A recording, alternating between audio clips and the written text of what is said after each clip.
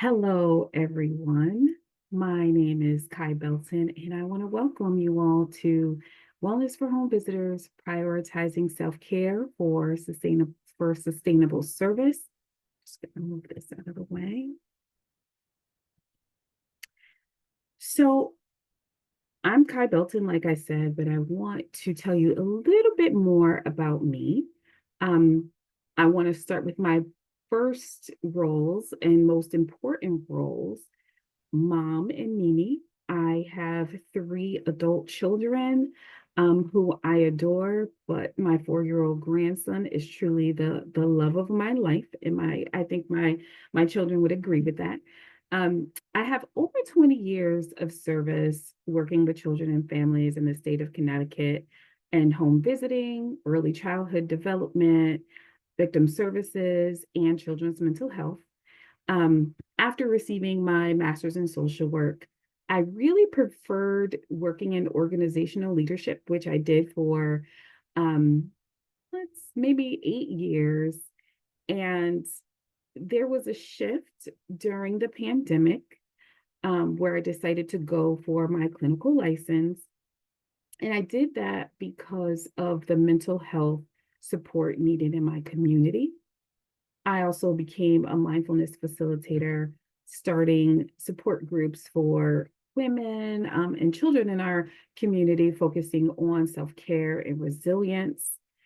As this shift was happening, I was really trying to move towards a softer life after being in the organizational leadership space for a while.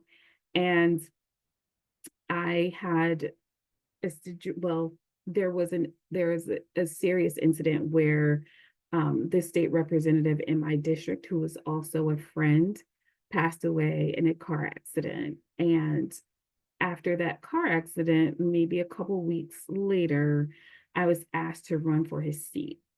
And that, was a very difficult time for our community. It was a very difficult time for me. It was a difficult time for our state.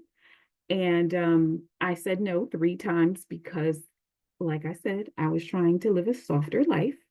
Um, and I found out that there were only 2 people from our district who put their names in the hat, and it was 2 men.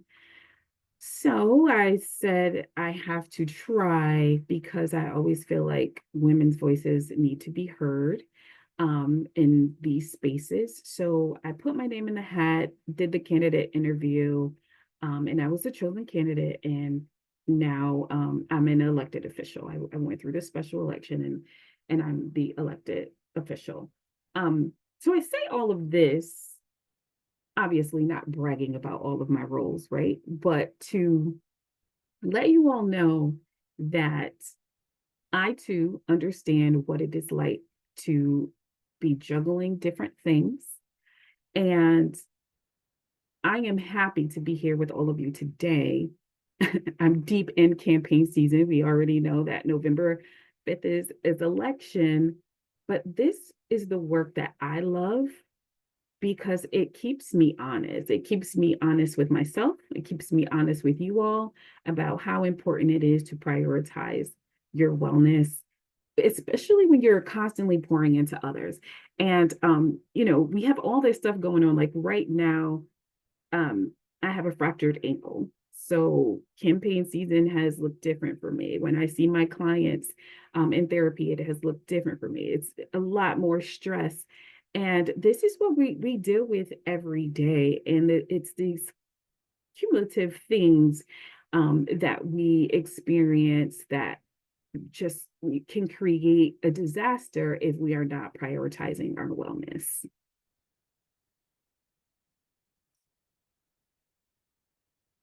So I'll go over real quick what we'll be talking about today, and that is understanding the importance of self-care and the emotional and physical demands of the home visitor's role.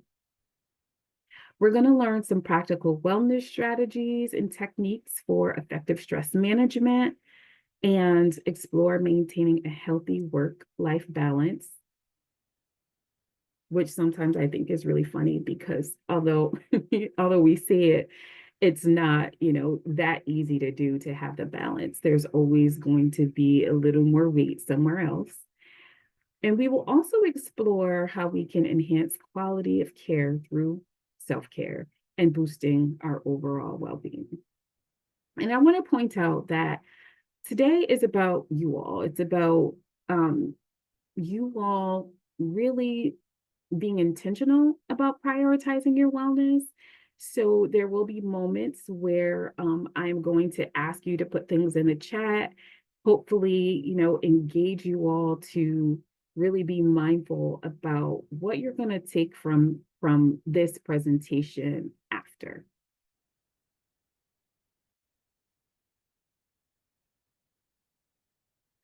So the first question I have for all of you, and you can just put it in the chat. And I think Liz has access to the chat. I can't even see it. But what do you love about being a home visitor?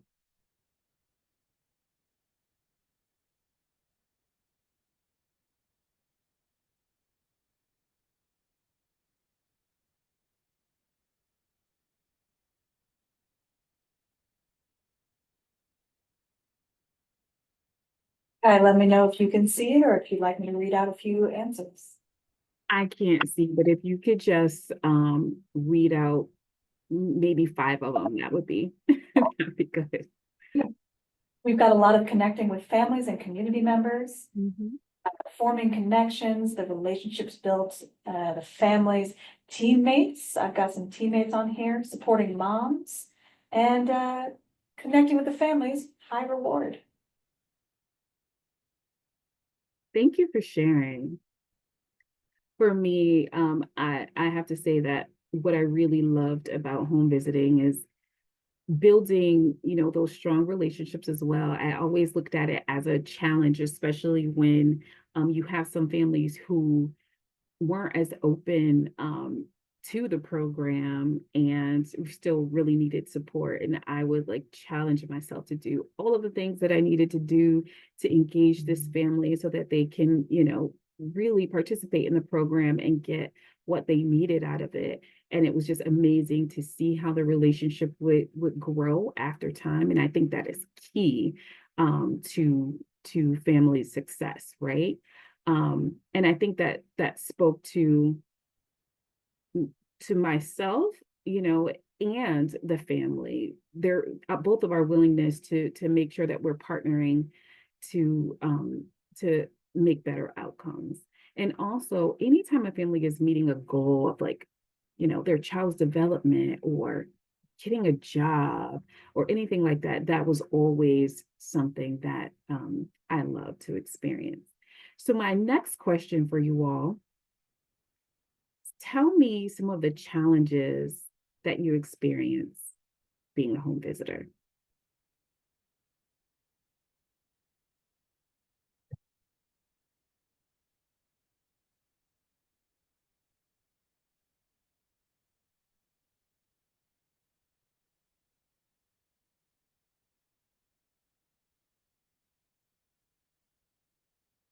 And Liz, when you're ready, you can read off maybe 5 of them. Thank you. Giving them a little bit of time to trickle in.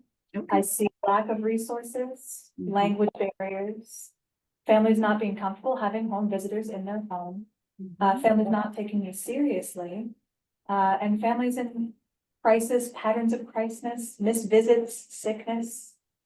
They're varied.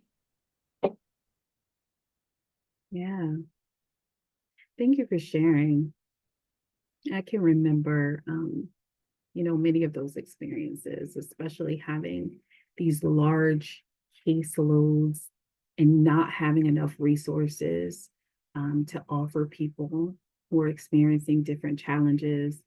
And then, feeling like afterward, like putting all I could into my work and then coming home and not having enough to pour, well, feeling like I didn't have enough to pour into my own family and other responsibilities. And also feeling like I was falling short, right? And not being enough for everything that I had in my life. And over time, that weight of it all, it can start to get heavy and harder to carry each day.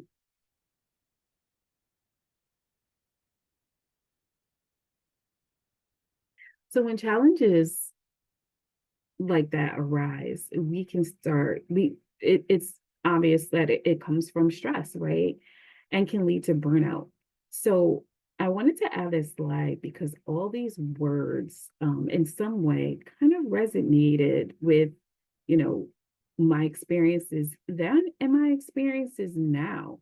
When you look at burnout, help, pressure, stress, fear, sleep, all of those different things, I feel like we experience at some point or know someone who, our coworkers or somebody who is experiencing some of that.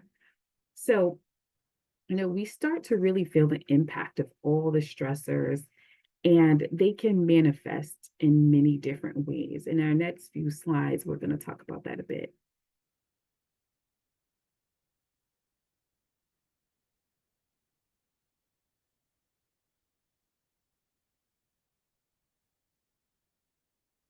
Changes to home visitors' mental health and well-being can manifest in multiple ways. One is job dissatisfaction. This is the extent to which one does not feel self-motivated, content, or satisfied with their job. And this could look like being easily frustrated, either with your coworkers or the families that you might work with. And, it could lead to wanting to call out, more often because you just don't want to deal with the stress of the day. There's also occupational stress, which is stress related to one's job that may stem from unexpected responsibilities and pressures that do not align with current knowledge, skills, or expectations. And when I thought about this one, what came to mind is sometimes we have to pick up additional duties, right? And it could come from being understaffed. It could come from our supervisors having to do different things, and then we're taking on some of their responsibilities in some cases. It could also be being new in your role and then having responsibilities that you feel like and I remember this happening a lot, in many different spaces. No real playbook on how to get the job done, right? Like we go into these spaces and a lot of times we have to figure things out. That is very stressful. And then, someone can come along and a new person comes along and then they're like shadowing you and you're not even settled into your role. And there is also psychological stress, and this is the extent to which one perceives the demands placed on them exceed their ability to cope. This could stem from, having excessive caseloads, like I talked about before, not having enough time for breaks, when you can't complete your notes or don't have enough time to prepare for visits. All of these things can lead to burnout, right? And the burnout is there symptoms of prolonged exposure to occupational stress, resulting in mental, emotional, and or physical exhaustion. So this is really experiencing this cumulative stress that happens without time, and like there's no relief, and you're not doing good with managing your stress, and this leads to burnout.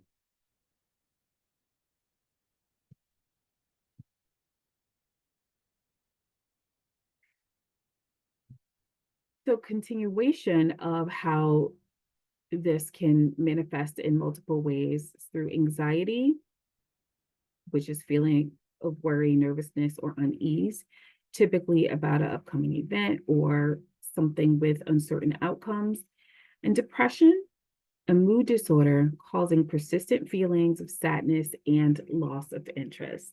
So if you're already someone who has a diagnosis of anxiety or depression, your work stress can exacerbate these symptoms, right? And I think one thing I really want to point out here is that when you feel like things are getting worse, your symptoms are getting worse, it's very important for you to reach out to a mental health professional.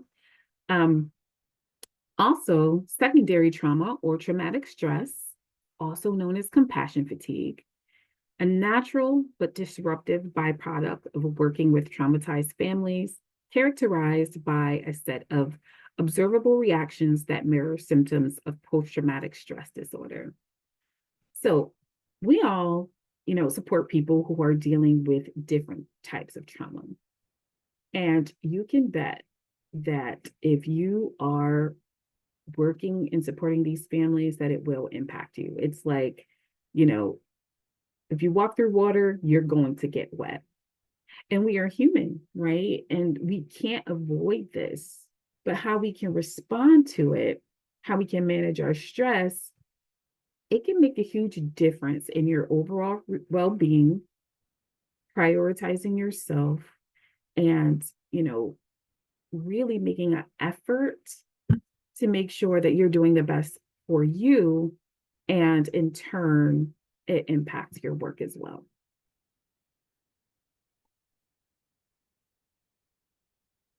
So I was thinking about, you know, how we can talk about, these experiences more specifically, just so you can kind of, think about something that you might be feeling, or, just picking out those specific things. So the next two slides really go over that.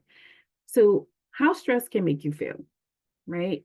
Irritable, angry, impatient, wound up, feeling overburdened or overwhelmed, like your thoughts are racing and you can't switch off, unable to enjoy yourself, feeling depressed or uninterested in life, a sense of dread, worried or tense, and existing mental health problems getting worse, which we talked about before.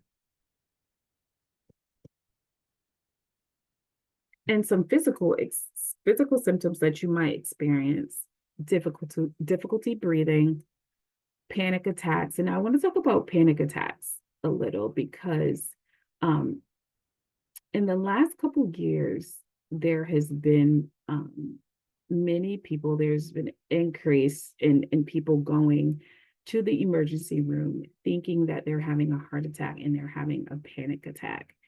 And I would say, if it feels that bad, obviously we should go anyway. But I think that just speaks to how things are changing.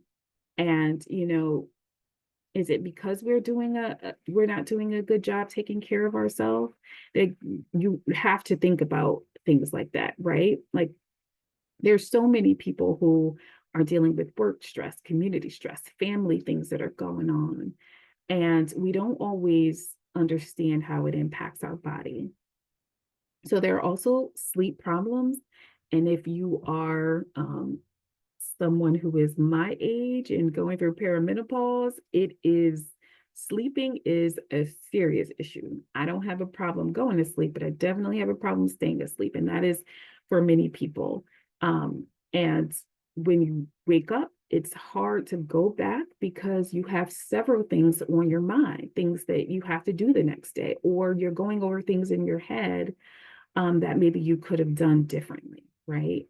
And there's fatigue, muscle aches and headaches, chest pain and high blood pressure, feeling sick, dizzy, or fainting, sudden weight gain or weight loss, changes to your period or menstrual cycle, existing physical health problems getting worse. So I want to just tell you a quick story. I told you all what happened, and I had to go through a special election because of the loss in my community. Well, I also mentioned that I was going towards a more softer life, right? And now I am entering a space that I have not been a part of before. And I'm up at the Capitol every day, and people were really, truly grieving in my community and up at the Capitol. And when people would see me, a lot of people would cry. There were some people who didn't even want to acknowledge my existence because my presence meant, the loss of somebody that they loved dearly. That was very stressful for me. It was stressful trying to navigate this newness. It was stressful trying to grieve and at the same time holding grief for other people. And that resulted in me breaking out in hives every single day. So, can you imagine having to show up in this new space and you don't even know when it's coming and you start getting welts like on your neck or on your arms. And this is just like a physical representation of the stress that my body was feeling. And we all have our stuff that we experience when the stress gets too much. And hives, they're my thing. They show up when things are getting bad. And it's how I know that I need to really take a step back and prioritize myself. Take a quick drink.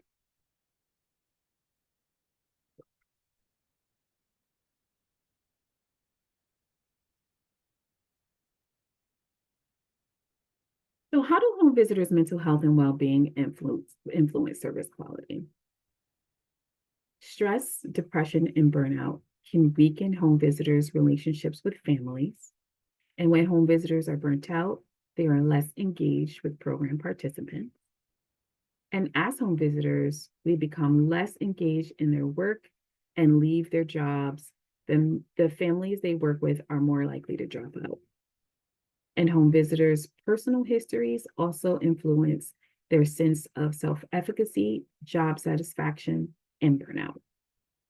So if you are someone who has a trauma history and mental health um, challenges that haven't been addressed or are being addressed, if you are going through, let's say, a divorce or going through some health problem, this means that you have to try and do an even better job at prioritizing your wellness, right?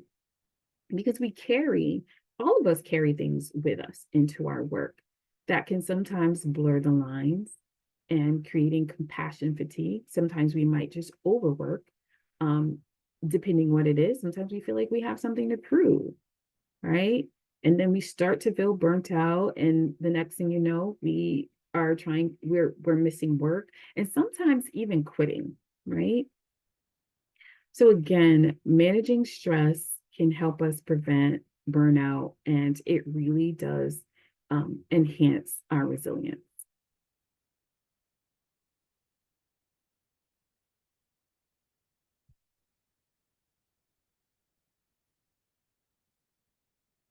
So I want to ask all of you, what are you doing in this current moment to manage your stress? Like not at this minute, but like in this time of your life, what are you doing to manage your stress?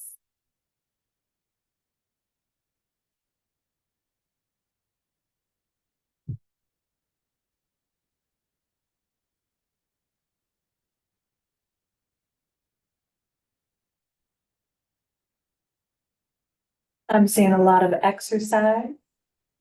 I'm seeing walks outside, taking in one day at a time, deep breathing, spending time with family and friends, and making some better food choices for yourself and your family. And reading, of course, lots of reading. Thank you, Liz.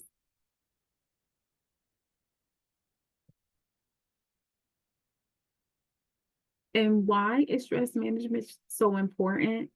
Um, Improved care, effective stress management can help you all and everyone remain calm and attentive, which enhances the quality of care you provide to families.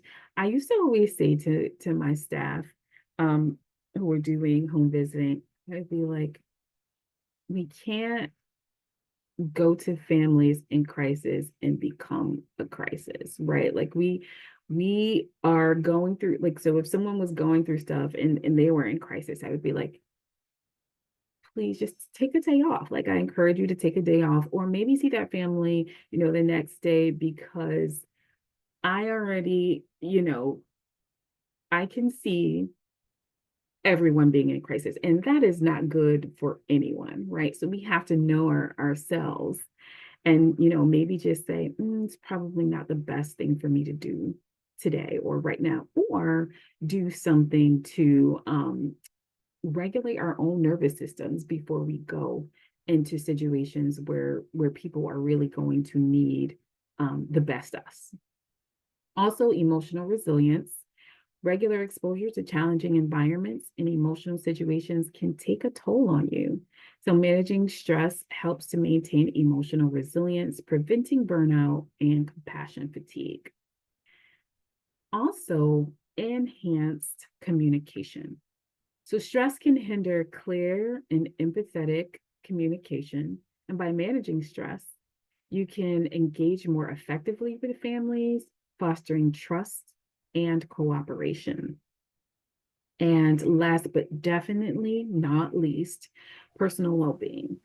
Effective stress management supports physical and mental health, ensuring home visitors can continue providing support without compromising their own well being.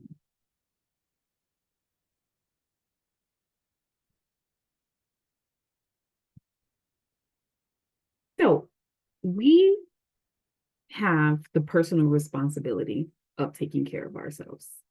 It's our job, right? That should be our number one priority. But also, organizations have the responsibility of making sure that they are providing appropriate support to those who work in high stress environments, like everyone here does.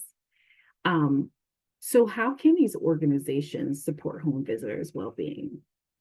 Ongoing training and coaching to address sensitive topics, reflective supervision, training and support to promote mental health and well-being, and efforts to promote positive workplace cultures. So I could have put more things here, but this is your space and these are your experiences.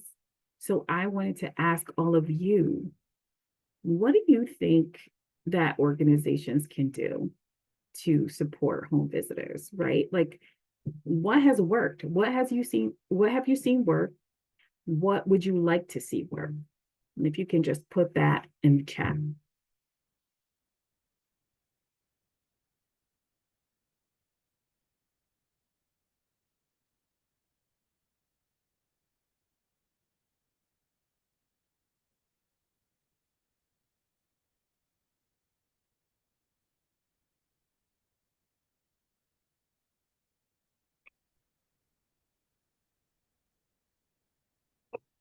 Beginning to see some answers come in.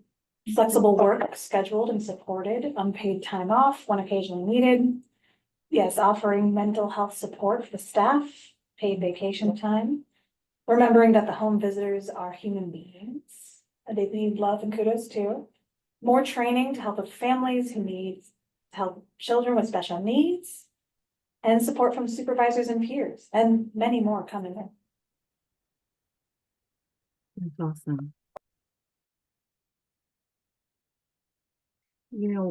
One of the things that I always felt was important was when I was a home visitor, that supervision piece was very, very important to me. So when I became, a supervisor, I made sure that I was consistent with that, right? Because we need that. We need, that reflection to see, like, where can and supervision looks different for everyone, but this is a place where you can talk about your experiences, about things that are coming up for you. You can talk about, different trainings that might be coming up, like your goals, what are your struggles, what are your challenges. To me, this is the space, right? Like, and so many times I've seen where supervision or good supervision doesn't happen. Um, but I also want to point out that peer supervision, I I feel like that is super helpful as well, because I feel like when you are with your peers, the conversation tends to be different, and you are oftentimes more vulnerable about your experiences. And as long as it's a positive and healthy way, um, I think peer supervision can be extremely helpful.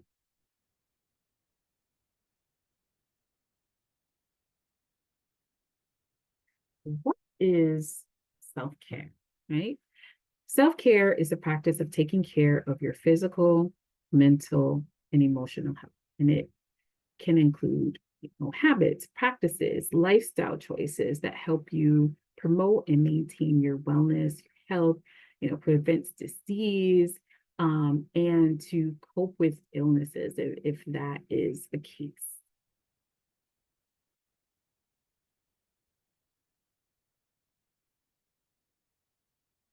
And what are some myths about self-care?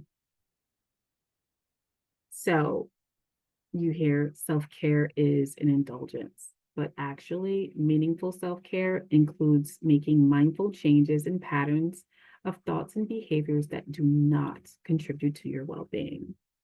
And if you hear self-care is selfish, when you make time for yourself and get sufficient rest and exercise, you feel more energetic, and you'll be able to do more for yourself as well as for those around you. And if you hear that self care is this one time experience, it is not. It's looking after yourself um, on an ongoing basis and building resilience to face hardships and preventing burnout. And self care is time consuming. Self care does not require you to take out a huge chunk of your time from your busy day. And that is, I think that, we need to hold on to that, because people really do think that, it's going to take up so much time, when just remembering to breathe is self-care. I always tell people, um, you know, many of us don't even breathe properly. Some of us even forget to like take deep breaths, and we don't even realize how much those deep breaths really do help with our wellness.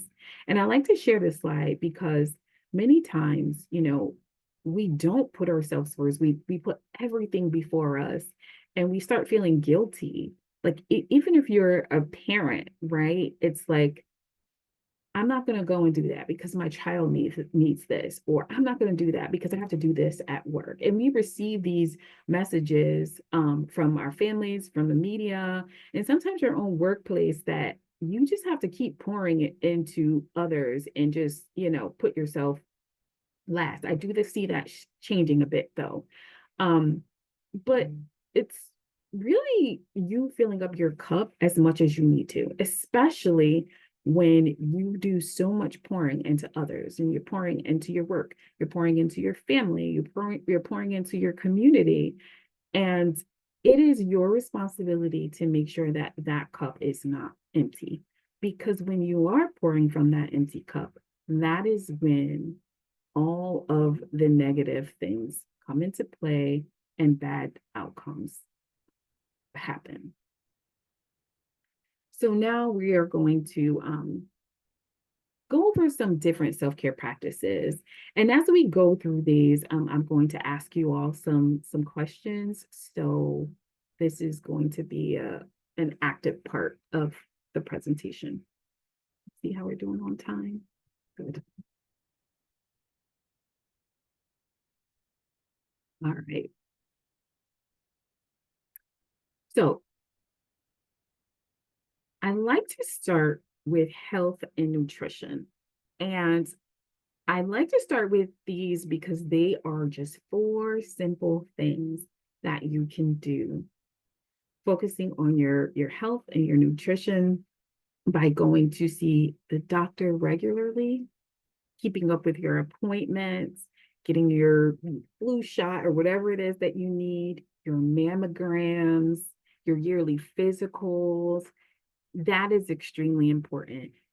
You don't know how many people will reschedule their very important appointments because they need to be present at work for something, or they need to do something, for a child, like go to it, cook some, bake some muffins for the bake sale.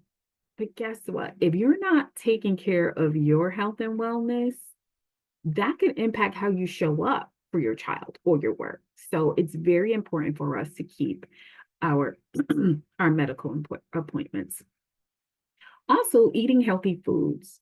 Um, Obviously, we're gonna indulge sometimes. Sweets, that is my thing that I cannot stay away from. But I try to eat more healthy things so that when I do have a cupcake on the weekends or something like that, I don't feel as guilty. But maintaining this healthy diet of fruit, vegetables, and protein, and giving your body the nutrients that it needs to prevent illness, to have energy, to manage your weight. These are all things that are extremely important to your body's wellness. And also drinking water. Water is vital to our health, right? And it plays this key role, and it in many of our bodies, it helps with the functioning of bringing nutrients to the cells, getting rid of waste, protecting joints, maintaining our body's temperature. All of these things are really important to keeping our bodies hydrated. Um, Good sleep. Good sleep improves your brain performance. It helps with your mood, helps with your overall health. And if you're not getting enough good quality sleep, it raises the risk of many different things like, diseases and different disorders. And you tend to be more irritable when you don't get enough sleep. So there are so many different things that help. And when you're asleep, this is also your healing process, right? So whatever is going on in your body, when you are getting that good amount of quality sleep, your body is rejuvenating. So I want to ask all of you, what is the thing that you are doing the best at when it comes to these four different options? And just put it in the chat.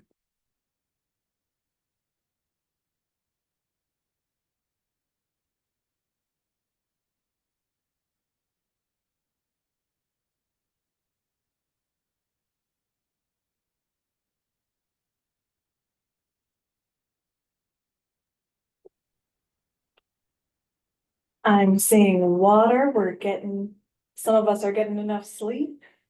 Some people are keeping their appointments, annual screenings and flu shots. Then keeping up their nutrition, at least trying to add in an extra protein in the diet. People doing some good stuff for their health, and I'm glad to see as much sleep as I'm seeing. Good job. You all should be very proud of yourselves for getting that good sleep. That's important, especially, so many people being addicted to their phones. It's really difficult for many people to get sleep because of that. So good job. So it's also very important to move your body. Exercise increases your overall health and your sense of well-being, which puts more pep in your step every day. But it also um, it it helps to relieve the stress that you might be experiencing. It pumps up your endorphins, and physical activity. It helps to bump up the production of your brain's feel good neurotransmitters. So here, the different options I put here. So I have the first one is taking like some kind of exercise class. I know in my town they are now offering water Zumba, and I am very excited to try that. I have not done it yet.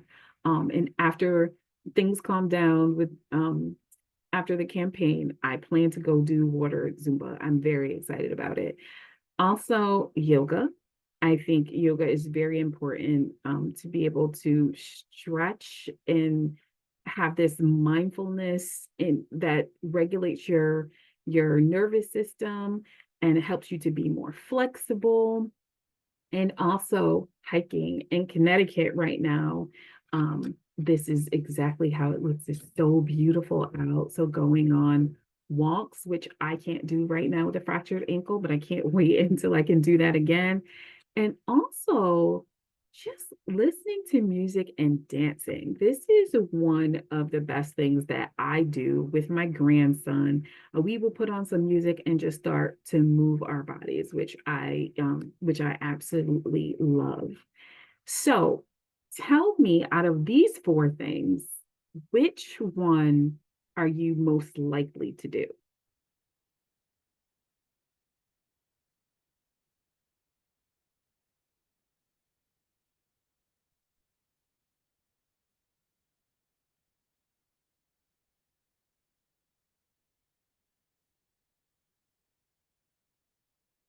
I'm seeing a lot of walking, though I do see a few getting very excited about dancing.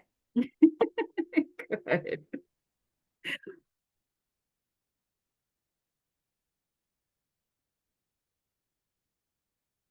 Nice.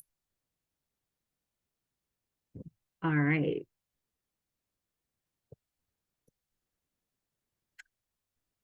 So next, we have sitting in silence.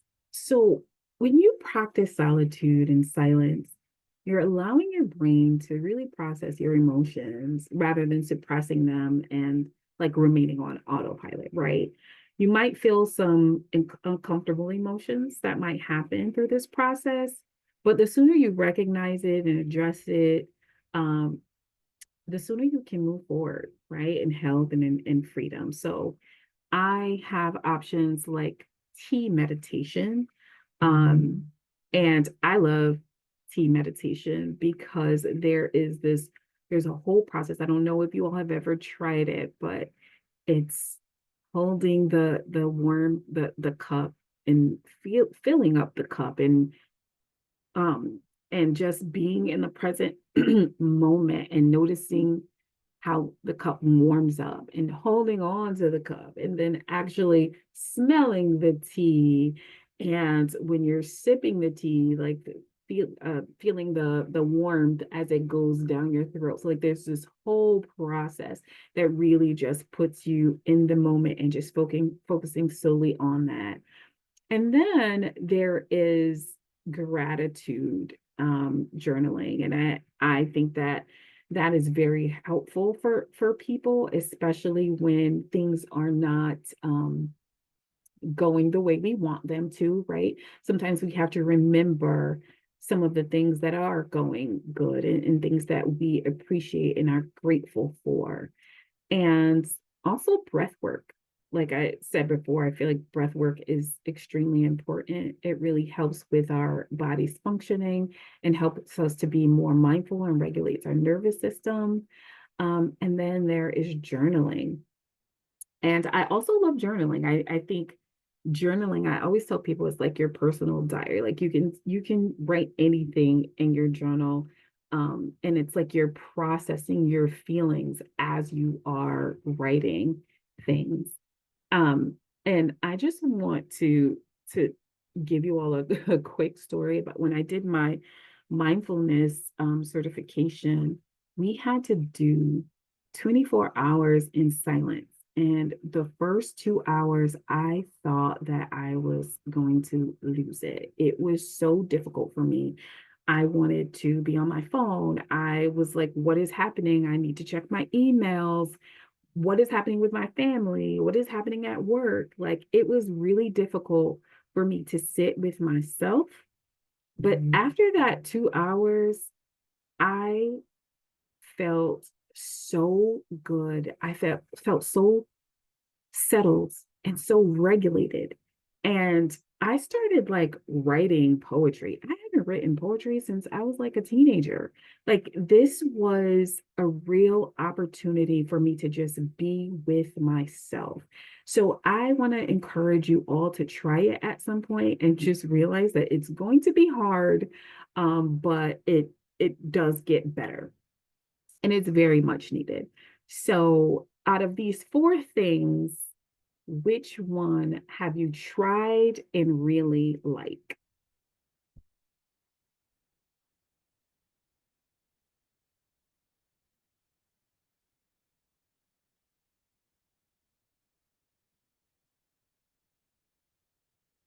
Got some journalers. The T, I think, is connecting with some people. Some are into the silence. They were moved by that ability and grateful practice as well. Well, thank you, Liz. Rest and relaxation. These are key to combat stress, right? Stress can impact our mental state and it elevates our cortisol. And that's the hormone that affects the functioning of our brain. So resting and relaxation really just creates this healing state for your body. And napping, which I do not know how to do, is something that can help you rejuvenate. When you're having a busy or a stressful day, just taking a moment to close your eyes and reading with some tea to rest and relax. I think that's even important to do during your break. Like if you have a minute, like some of us like to eat at our desk while we are, finishing our notes or things like that. And, you know, that is really a time for you. You deserve that time. Don't give that time to anyone else. That is yours, right? And I put this like spa bathtub situation because that is something that I would like to do that I don't do at all. But I would like to experience just being in the dark with some candles and just, soaking in some really hot water. Also, um, the sound healing experience I really love. And it was a struggle for me at first to completely relax and immerse myself in all the different sounds, but it's now like one of my most favorite things to do. Um, so now I want to ask you, which one of these would you least likely do?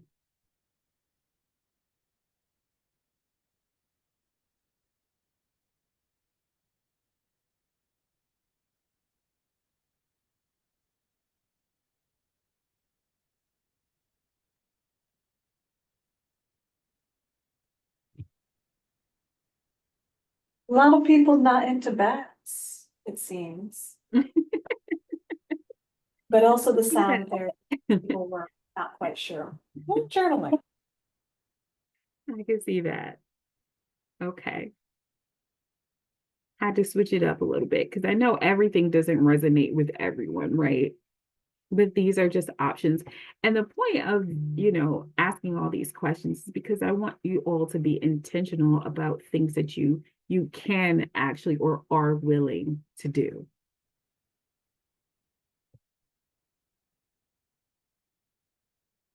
So the next is expressive arts and creativity. And so these are like my favorite things to do, right? And it's this self-expression, and it induces this meditative flow, and it's really about stress reduction, and it's about reframing perspectives, regulating emotion, and engaging in these calming practices that ground you and really an opportunity for self-expression.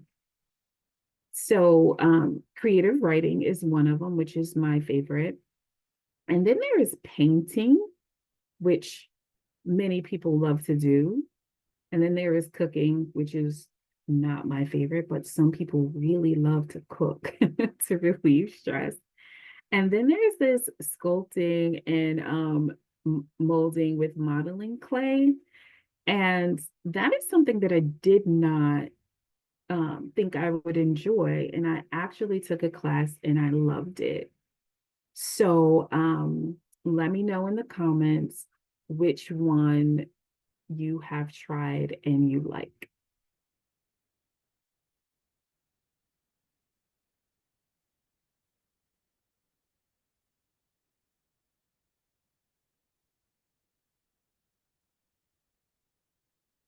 Got a lot of cooks, a lot of painters.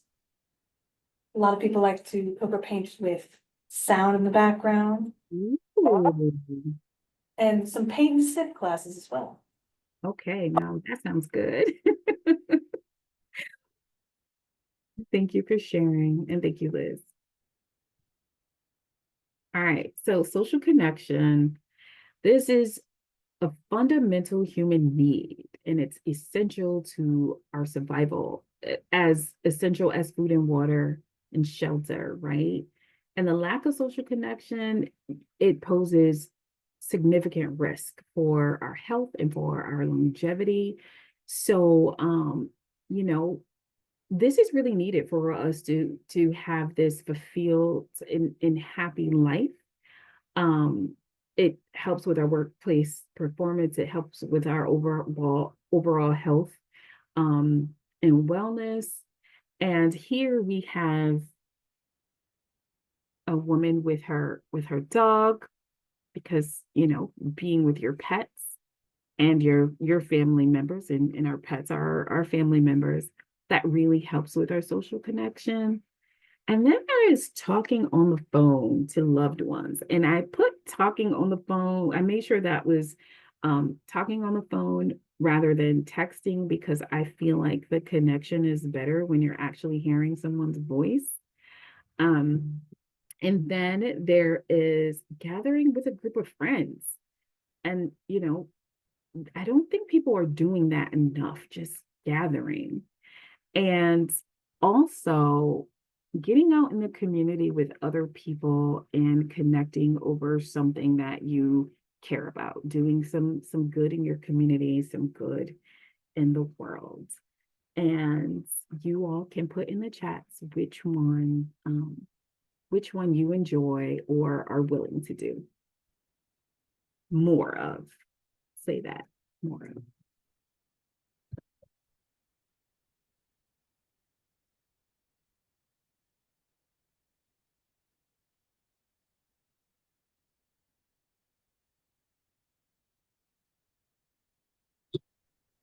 A lot of folks love gathering with friends, girls' night out or in, time spent with dogs. Lot of people loving to get gathering in or out with friends in 5 minutes. Thank you. So we have a couple more slides. So one of the things that I always tell people, these are the clients that I work with in psychotherapy, having a morning routine. So the four things of the water, the sleep, the nutrition, it's like those things are important, but also having a morning routine and an evening routine are very important as well. So a morning routine can be good for your mental health in many different ways, right? It reduces your anxiety, it can improve your concentration, increases your confidence, helps with your decision making, and it creates a sense of normalcy and really does boost your productivity, right? So just choosing, and you don't have to, put this in the chat because we are winding down the time, but think about 2 or 3 things that you can do every morning. That, I mean, not like your regular things that you have to do, right? Like brush your teeth and take a shower, but like, what are 2 things that you can do in the morning to fill yourself up? Is it stretching? Is it having some tea and just sitting in silence? Is it making sure that you have a healthy breakfast. So just, think about a couple things that you can do. And also, what can you do at night, right? Excuse me. So, when you have a nighttime routine, it helps you to sleep better. It helps you fall asleep and stay asleep, helps to reduce anxiety and depression. It can improve your concentration and memory. Excuse me. It can help you feel more relaxed and to prepare for the day. So just like for the morning routine, what are two things that you can do? Is it getting off of your phone or laptop or whatever, like an hour before you try to go to sleep? Is it doing a meditation or a skincare routine?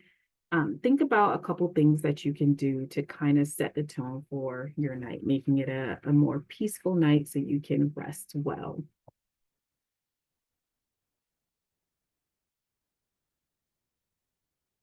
All right, so today we covered a whole lot, right? We talked about the importance of your role. We talked about things that you love and challenges that you've experienced, how this work impacts your well-being, and we discussed several ways that you can practice self-care. So in the chat, just tell me something that you feel like you gotten from this presentation that you will add to your wellness toolbox.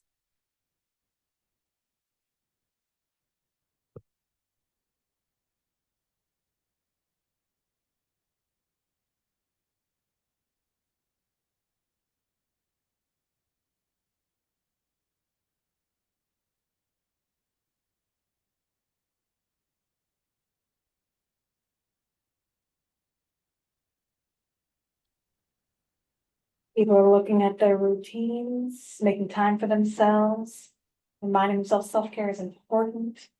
And a bunch of people going to check out tea meditation, I think.